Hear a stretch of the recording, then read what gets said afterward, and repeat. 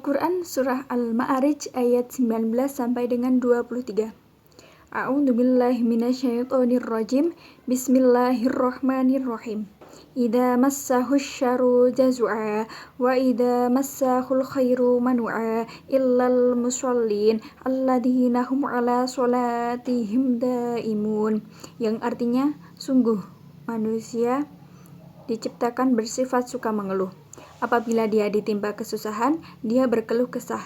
Dan apabila mendapat kebaikan, harta dia jadi kikir. Kecuali orang-orang yang melaksanakan sholat. Mereka yang tetap setia melaksanakan sholatnya.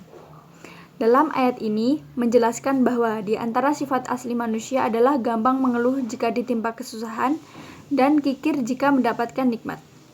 Ia lupa bahwa dalam rezeki yang ia perolehnya sesungguhnya terselip hak-hak orang yang membutuhkan, seperti fakir miskin dan lainnya. Menurut Ibnu Katsir, dalam kitab tafsirnya ini, yang bisa menghilangkan sifat buruk tersebut adalah sholat dan zakat. Sholat yang dilakukan dengan hati penuh keikhlasan karena Allah dapat menunjukkan sifat kepada seseorang kepada sifat-sifat baik. Sholat juga mendorong seseorang menyadari dalam rezeki yang ia miliki tidak terdapat hak-hak orang yang membutuhkan. Wallahu a'lam bishawab. Di sini saya akan menjelaskan tentang kandungan atau tafsir surat Al-Ma'arij ayat 24 sampai 27. Sebelumnya saya akan membacakan ayatnya terlebih dahulu. Walladzina fi amwalihim haqqum ma'lum lis-sa'ili wal mahrum walladzina yusaddiquna biyaumiddin walladzina hum min 'adzabi rabbihim musyfiqun. Yang artinya ayat 26, walladzina fi amwalihim haqqum ma'lum, dan orang-orang yang dalam hartanya disiapkan bagian tertentu. Yang ayat 25, lis-sa'ili wal mahrum, bagi orang miskin yang meminta dan yang tidak diminta, yang tidak meminta. Ayat 26, walladzina yusaddiquna biyaumiddin, yang artinya dan orang-orang yang mempercayai hari pembalasan. Ayat 27, walladzina hum min 'adzabi rabbihim musyfiqun, dan orang-orang yang takut terhadap azab Allah Subhanahu wa taala. Jadi di sini saya akan menjelaskan kandungan dari ayat 24 sampai 27 tadi. Yang berarti mereka menjadikan harta-harta mereka untuk dibagikan secara tertentu, maka Allah ridho atas mereka. Mereka bagikan seperti untuk zakat dan kewajiban-kewajiban lainnya. Pembagian harta mereka ini diberikan kepada orang yang fakir, yang mereka berhak menerimanya karena butuh bantuan, dan yang tidak merasa butuh bantuan, yang mereka tidak meminta, akan tetapi nampak dari tanda-tanda mereka yang butuh harta. Dan orang-orang yang mempercayai hari pembalasan, mereka mengimaninya dengan hati dan perbuatan, sehingga mempersiapkan bekal untuk menghadapinya. Dan orang-orang yang takut azab Tuhannya, sehingga selalu berusaha melaksanakan perintah dan menjauhi larangannya, karena sesungguhnya terhadap azab Tuhan mereka tidak ada seseorang yang merasa aman dari kedatangannya, sebab azab tersebut pasti akan datang dan kita harus menyiapkannya dengan sungguh-sungguh. Assalamualaikum teman-teman. Video kali ini adalah video lanjutan dari video sebelumnya. Kalian harus tonton dulu video sebelumnya, jangan di skip-skip ya. Aku mau ngingetin jangan lupa subscribe di bawah ini, karena subscribe itu gratis. Terus jangan lupa like, comment, and share video ini ke teman-teman kalian kalau kalian suka dengan video ini. Semoga bermanfaat. Terima kasih. Nah, pada video kali ini aku akan membahas masih dalam satu tema, cuman dalam surat dan ayat yang berbeda. Nah, kalian harus tonton dulu video sebelumnya karena banyak pelajaran-pelajaran yang dapat kita ambil dari ayat-ayat tersebut. Nah, pada video kali ini, pada pembahasan kali ini akan aku bahas tentang Quran Surat Ar-Rum ayat 54. Kalian pasti penasaran, kandungan apa saja sih yang terdapat pada Quran Surat Ar-Rum ayat 54? A'udzu billahi minasyaitonir rajim. Bismillahirrahmanirrahim. Allahul ladzi khalaqakum min dha'fin thumma ja'ala min ba'di dha'fin quwwatan thumma ja'ala min ba'di quwwatin dha'fan wa syaibah yakhluqu ma yasha' wa huwal 'alimul qadir. Shadaqallahul 'adzim. Tafsir Quran Surat Ar-Rum ayat 54 ini, di dalam ayat ini disampaikan perjalanan hidup manusia. Kita sebagai manusia itu berasal dari sesuatu yang tidak ada arti dan tidak ada daya apa-apa. Apa itu? Zikot nuftah, yang merupakan telur yang terbuai oleh sel sperma. Nutfah itu kemudian berkembang menjadi janin dan kemudian lahir sebagai mana yang kita tahu dalam Quran Surat Al-Mu'minun ayat 12-14. Dari kanak-kanak, manusia kemudian menjadi remaja, dewasa, lalu matang dan menjadi manusia yang perkasa dan berkuasa. Setelah itu, manusia menginjak usia tua. Dalam usia tua itu, manusia menjadi makhluk yang lemah kembali. Di samping lemah, manusia juga mengalami perubahan pada fisiknya, di antaranya rambut yang tadinya hitam kemudian berubah menjadi putih, kulit menjadi keriput, terus daya penglihatan, pendengaran semakin lemah juga, dan perubahan-perubahan lainnya. Nah, setelah itu manusia akan mengalami yang namanya kematian, dan itu pasti. Dan demikianlah Allah menciptakan makhluk-makhluk yang dikehendakinya, yaitu bahwa perjalanan hidup manusia di dunia pada umumnya demikian. Namun Allah dapat menentukan lain, yaitu bahwa manusia dapat saja mati dalam usia antara itu muda, tua, dan sebagainya. Demikianlah lemahnya manusia di depan Allah. Oleh karena itu, mereka hendaknya tidak menyombongkan diri, tapi beriman dan patuh kepada Allah Subhanahu wa Ta'ala. Nah, dari pembahasan tadi tentunya kalian udah dapat mengambil hikmah atau pelajaran yang ada di dalam Quran Surat Ar-Rum ayat 54. Nah, kita tahu bahwasanya kita tuh berasal dari sesuatu yang tidak ada arti, hina, tidak punya daya apa-apa, lemah. Nah, nggak sepatutnya kita tuh menyombongkan apa yang kita miliki sekarang. Karena apa yang semua yang kita miliki sekarang ini hanya sebuah titipan. Itu harta, tahta, jabatan yang kita punya sekarang itu hanya sebuah titipan yang Allah titipkan kepada kita. Buat kalian yang udah nonton video ini sampai akhir, aku mau mengucapkan thank you so much, dan kalian bisa lanjut nonton ke video selanjutnya karena akan ada banyak pelajaran-pelajaran yang dapat kalian ambil untuk diimplementasikan di kehidupan sehari-hari. Thank you so much, tetap stay tune. Assalamualaikum warahmatullahi wabarakatuh. Sebelumnya perkenalkan, nama saya Zumratul Wafiroh, nomor NIM 230101826. Saya akan menerangkan sedikit keterangan dari tafsir Quran Surat Yasin ayat 77. Bismillahirrahmanirrahim. Awalam yaral insanu anna khalaqnahu min nutfatin fa idza huwa khasimun mubin. Yang artinya, dan apakah manusia tidak memperhatikan bahwa kami menciptakannya dari setitik air mani, maka tiba-tiba ia menjadi penantang yang nyata. Menurut Al-Wahidi, dalam tafsirnya, Al-Khasimun Mubin adalah perdebatan yang sia-sia kepada Nabi Muhammad SAW karena telah mengingkari kebangkitan setelah hari mati atau mengingkari Yaumul Ba'ats setelah hari kiamat. Yang kedua yaitu dari Al-Zamakhsyari. Ayat ini merupakan celaan Allah kepada orang-orang musyrik karena apa? Karena mereka mengingkari adanya hari kebangkitan atau Yaumul Ba'ats.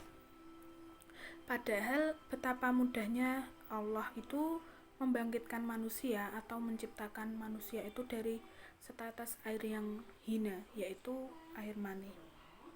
Kemudian para mufasir berpendapat bahwa al-insan itu yang dimaksud adalah Ubay bin Ka'ab.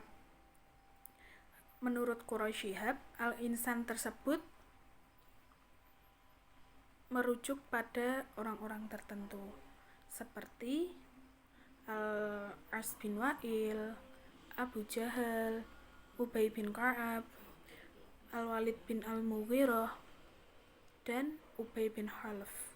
Akan tetapi bagi Quraisy Shihab, siapapun orangnya, yang jelas kata ini itu merujuk atau mencakup kepada semua orang-orang yang durhaka dan enggan percaya kepada nikmat Allah dan hari kebangkitan. Begitu.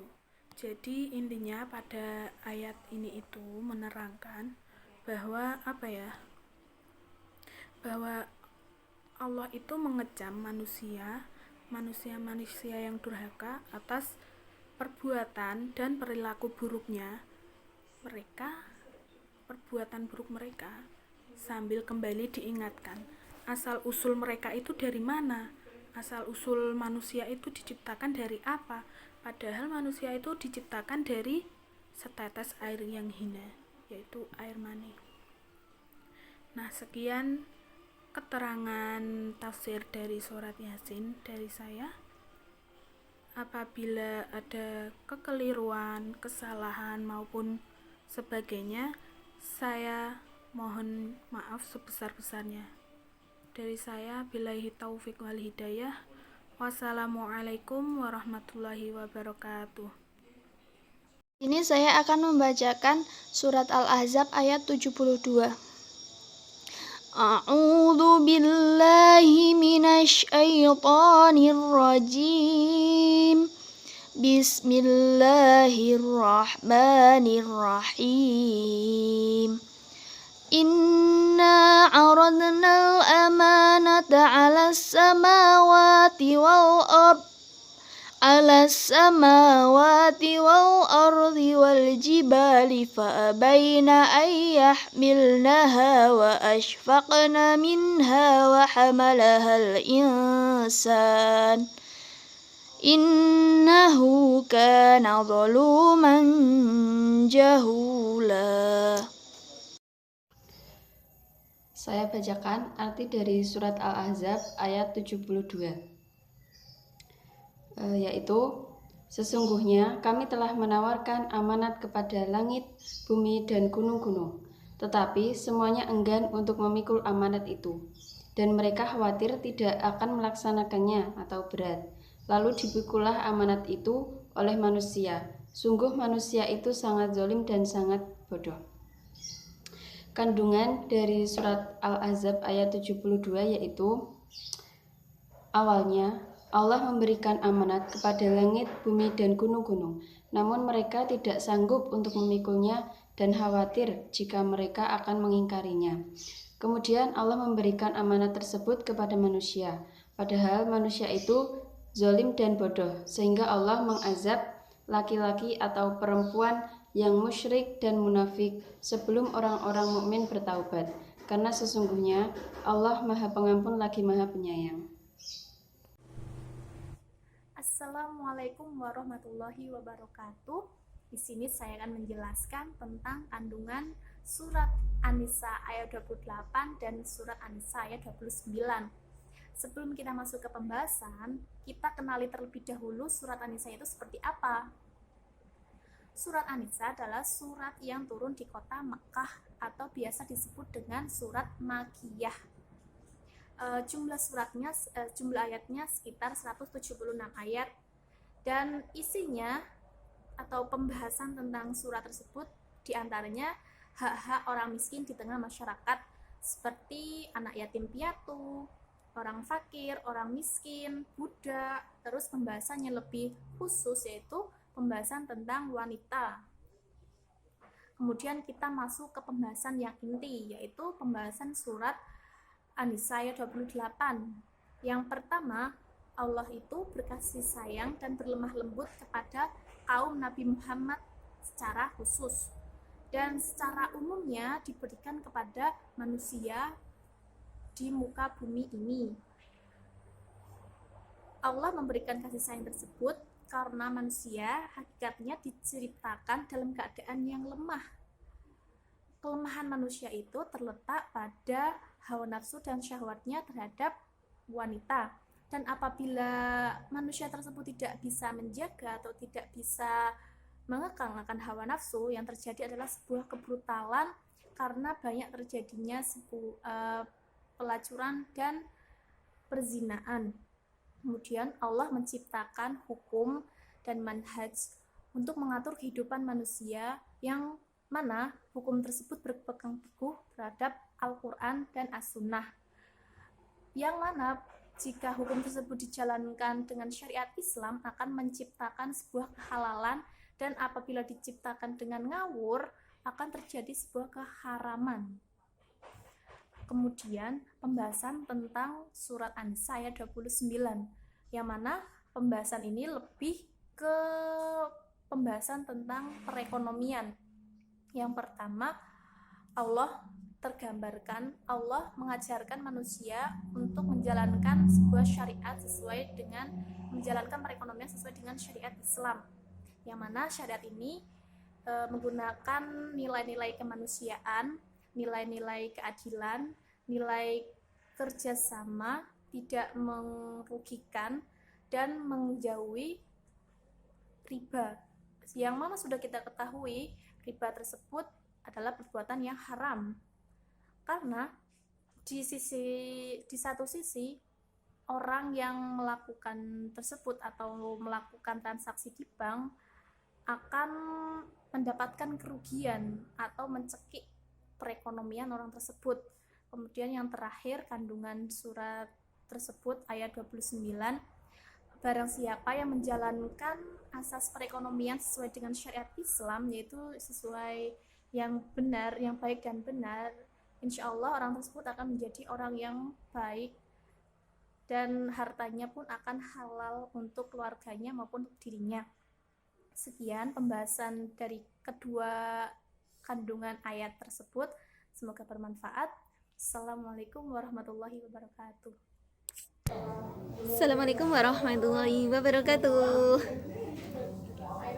Saya Ulfatun Nazikah, NIM 13, akan melanjutkan penjelasan pada surat An-Nisa ayat 29 yang berbunyi, A'udzubillahi minasyaitonirrajim. Bismillahirrahmanirrahim. Ya ayyuhalladzina amanu la ta'kulu amwalakum bainakum bil batili illa an takuna tijaratan 'an darodim minkum wa la taqtulu anfusakum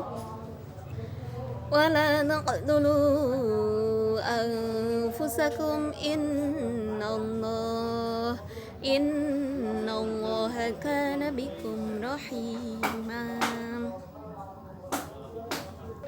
yang artinya, hai orang-orang yang beriman, janganlah kalian memakan harta sesama kalian dengan jalan yang batil, kecuali dengan jalan perniagaan yang berlaku suka sama suka di antara kalian. Dan janganlah kalian membunuh diri kalian, sesungguhnya Allah Maha Penyayang bagi kalian. Dan barang siapa berbuat demikian dengan melanggar hak dan aniaya, maka kami kelak akan memasukkannya ke dalam neraka. Yang demikian itu adalah mudah bagi Allah. Jika kalian menjauhi dosa-dosa besar di antara dosa-dosa yang dilarang kalian mengerjakannya, niscaya kami akan menghapus kesalahan-kesalahan kalian atau dosa-dosa kalian yang kecil, dan kami memasukkan kalian ke tempat yang suci, yaitu surga. Jadi, tafsiran pada Quran surat An-Nisa ayat 29, Allah itu melarang hamba-hambanya untuk memakan harta secara batil. Maksudnya itu memakan harta secara batil itu yang seperti apa? Memakan harta secara batil itu contohnya kayak riba, judi, kecuali dengan jalan perniagaan yang berlaku suka sama suka maupun rela sama rela. Jual beli itu harus dilakukan dengan suka sama suka, rela sama rela antara penjual maupun pembeli. Dan pembeli itu boleh mencari keuntungan, akan tetapi dengan menurut syariat Islam. Jadi pada Quran surat An-Nisa ayat 29 tersebut, Allah itu melarang hambanya untuk melakukan atau memakan harta secara batil.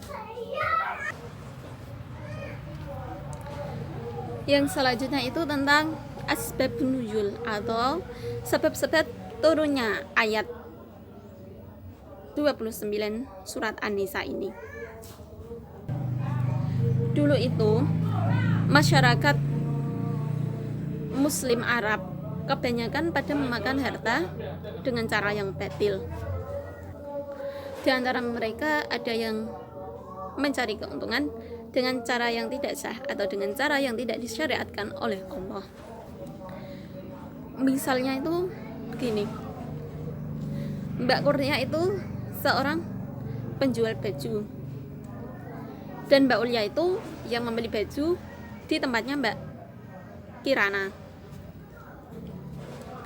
Mbak Kirana menjual baju ke Mbak Ulia dengan syarat apabila nantinya Mbak Ulia tidak menyukai baju tersebut, maka Mbak Ulia harus mengembalikan baju tersebut dengan harga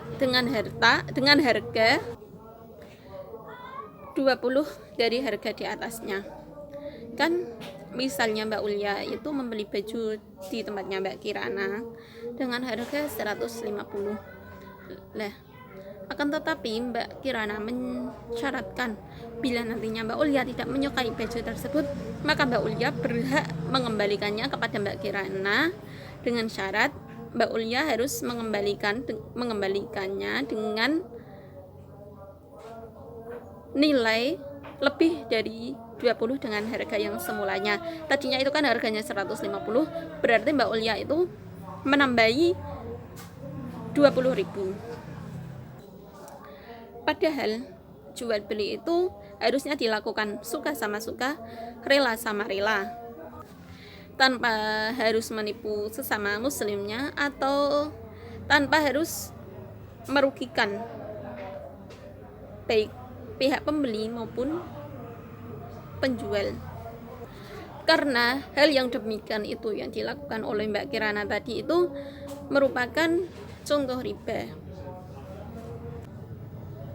Jual beli itu harus dilakukan dengan suka sama suka, rela sama rela antara penjual maupun pembeli. Dan pembeli itu boleh mencari keuntungan, akan tetapi dengan menurut syariat Islam. Jadi pada Quran surat An-Nisa ayat 29 tersebut, Allah itu melarang hambanya untuk melakukan atau memakan harta secara batil. Yang selanjutnya itu tentang asbabun nuzul atau sebab-sebab turunnya ayat 29 surat An-Nisa ini. Dulu itu masyarakat Muslim Arab kebanyakan pada memakan harta dengan cara yang batil. Di antara mereka ada yang mencari keuntungan dengan cara yang tidak sah atau dengan cara yang tidak disyariatkan oleh Allah. Misalnya itu begini, Mbak Kurnia itu seorang penjual baju dan Mbak Ulia itu yang membeli baju di tempatnya Mbak Kirana. Mbak Kirana menjual baju ke Mbak Ulia dengan syarat apabila nantinya Mbak Ulia tidak menyukai baju tersebut, maka Mbak Ulia harus mengembalikan baju tersebut dengan harga 20 dari harga di atasnya. Kan misalnya Mbak Ulia itu membeli baju di tempatnya Mbak Kirana dengan harga 150. Lah, akan tetapi Mbak Kirana mensyaratkan bila nantinya Mbak Ulia tidak menyukai baju tersebut, maka Mbak Ulia berhak mengembalikannya kepada Mbak Kirana dengan syarat Mbak Ulia harus mengembalikannya dengan nilai lebih dari 20 dengan harga yang semulanya. Tadinya itu kan harganya 150, berarti Mbak Ulia itu menambahi 20.000. Padahal jual beli itu harusnya dilakukan suka sama suka, rela sama rela, tanpa harus menipu sesama muslimnya atau tanpa harus merugikan baik pihak pembeli maupun penjual. Karena hal yang demikian itu yang dilakukan oleh Mbak Kirana tadi itu merupakan contoh riba. Yang mana sudah kita ketahui, riba tersebut adalah perbuatan yang haram. Karena di satu sisi orang yang melakukan tersebut atau melakukan transaksi di bank akan mendapatkan kerugian atau mencekik perekonomian orang tersebut. Kemudian yang terakhir, kandungan surat tersebut ayat 29, barang siapa yang menjalankan asas perekonomian sesuai dengan syariat Islam, yaitu sesuai yang benar, yang baik dan benar, insya Allah orang tersebut akan menjadi orang yang baik dan hartanya pun akan halal untuk keluarganya maupun untuk dirinya. Sekian pembahasan dari kedua kandungan ayat tersebut, semoga bermanfaat. Assalamualaikum warahmatullahi wabarakatuh. Allah Subhanahu wa Ta'ala berfirman dalam Al-Quran Surat An-Nisa ayat 28 yang bunyinya, yuridullahu ayyukhaffifa ankum wa khuliqal insanu dha'ifa. Artinya, Allah hendak memberikan keringanan kepadamu karena manusia diciptakan bersifat lemah. Tafsir dari Al-Quran Surat An-Nisa ayat 28. Dalam tafsir Al-Madinah disebutkan bahwa manusia diciptakan bersifat lemah, yaitu maksudnya adalah manusia tidak mampu mengendalikan diri dan melawan hawa nafsunya yang bergejolak, sehingga Allah Subhanahu wa Ta'ala menghendaki untuk memberikan keringanan kepada mereka. Kemudian dalam tafsir Ibnu Katsir dijelaskan bahwa maksud dari memberikan keringanan ialah Allah memberikan keringanan dalam syariat, perintah dan larangannya, serta semua yang ditakdirkannya kepada manusia. Sehubungan dengan firman Allah yang berbunyi, manusia diciptakan lemah, maka dari itu Allah menghendaki untuk memberikan keringanan kepada manusia, karena manusia memiliki tekad dan kemauan yang lemah juga.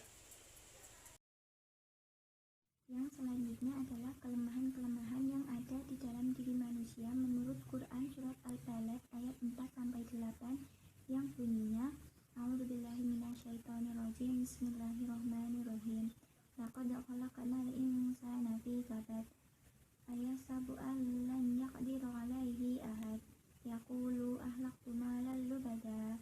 Ayasabu allan lam yarhu ahad. Walam naj'al lahu 'ainain. Yang artinya, sesungguhnya kami telah menciptakan manusia berada dalam susah payah. Apakah manusia itu menyangka bahwa sekali-kali tidak ada seorang pun yang berkuasa atasnya dan mengatakan, aku telah menghabiskan harta yang banyak. Apakah manusia menyangka bahwa tiada seorang pun yang melihatnya? Bukankah kami telah memberikannya 2 buah mata? Di dalam tafsir Al-Jalalain dijelaskan, sesungguhnya kami telah menciptakan manusia semuanya berada dalam susah payah, yaitu lelah dan susah karena selalu menghadapi musibah-musibah di dunia dan kesengsaraan di akhirat.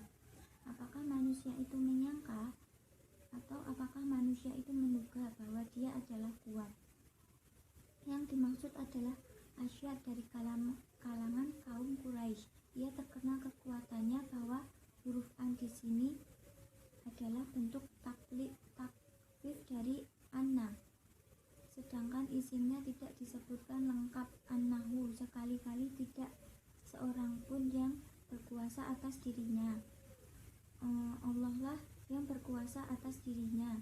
Dia mengatakan, aku telah menghabiskan harta yang banyak untuk memusuhi Muhammad. Maksudnya mengeluarkan harta untuk memusuhinya. Apakah dia menyangka bahwa tiada seorang pun yang melihatnya?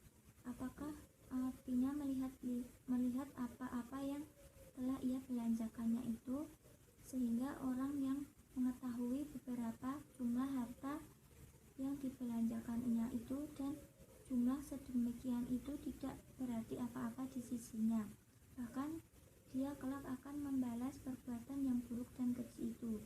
Bukankah kami telah menjadikan istifham atau kata tanya di sini mengandung arti takrir, baginya dua bola mata. Selanjutnya adalah penjelasan tafsir. Penjelasan tafsir ayat 4 yaitu bahwa sesungguhnya Allah menciptakan kehidupan manusia itu dalam satu alur yang berkesinambungan. Di dalam pertumbuhannya, manusia pasti akan mengalami berbagai macam masalah, seperti pada saat masih di dalam perut ibunya. Ketika bertambah besar, maka akan bertambah besar juga penderitaannya. Untuk itu, kewajiban orang tua untuk mendidik anak-anaknya dan mengantarkannya hingga mencapai masa dewasa dan mampu berdiri sendiri. Dengan begitu, ayat ini menjelaskan agar manusia gigih dalam mengamalkan kebaikan serta tetap berperilaku sabar dalam menjalankannya. Hendaknya ia menghiraukan segala rintangan dan tantangan yang dijumpainya, karena sesungguhnya manusia tidak akan luput dari keadaan yang seperti ini. Penjelasan ayat 5 dan 6 bahwa manusia tidak diperbolehkan terpedaya oleh kekuasaan dan harta benda yang banyak yang telah dibelanjakannya, karena sesungguhnya Allah akan meridhoi harta yang dibelanjakan untuk tujuan mulia seperti beramal. Untuk ayat yang ke-7 bahwa setiap perbuatan yang kita kerjakan selalu diawasi oleh Allah, dan ia mengetahui apa yang tersimpan di dalam hati manusia dan apa yang di dalam jiwa manusia. Untuk ayat yang ke-8, manusia bisa melihat karena Allah telah menciptakan mata untuknya. Jadi nikmat yang manusia banggakan itu sesungguhnya adalah hasil dari ciptaan Allah. Dari pemaparan di atas dapat disimpulkan kelemahan-kelemahan yang ada dalam diri manusia, yaitu yang pertama, manusia diciptakan dengan susah payah. Yang kedua, keangkuhan manusia yaitu keangkuhan. Pertama tercermin pada kata lubadan yang mengisyaratkan bahwa pemberiannya selalu melimpah dan amat banyak dan tidak pernah memberi secara kecil. Sedangkan keangkuhan yang kedua dilukiskan oleh ucapan akhlaktu yang berarti menghabiskan secara sia-sia. Yang ketiga, kelemahan manusia yang berhubungan dengan ucapan manusia yang lalai, melampaui batas dan sangat angkuh, yang merasa dirinya sangat kuat dan menduga tidak ada yang melihat segala aktivitasnya. Yang terakhir adalah hikmah yang dapat diambil dari Quran Surat Al-Balad ayat 4-8. Yang pertama, mengambil hikmah apapun yang terjadi. Yang kedua, mendorong manusia untuk bersikap fleksibel dalam menanggapi kondisi yang terjadi. Yang ketiga adalah agar manusia tidak boleh sombong, karena pasti akan akan ada yang lebih hebat darinya. Yang hebat itu hanyalah Allah Subhanahu wa Ta'ala. Sekian pemaparan dari Quran Surat Al-Balad ayat 4-8. Kurang lebihnya mohon maaf. Wassalamualaikum warahmatullahi wabarakatuh.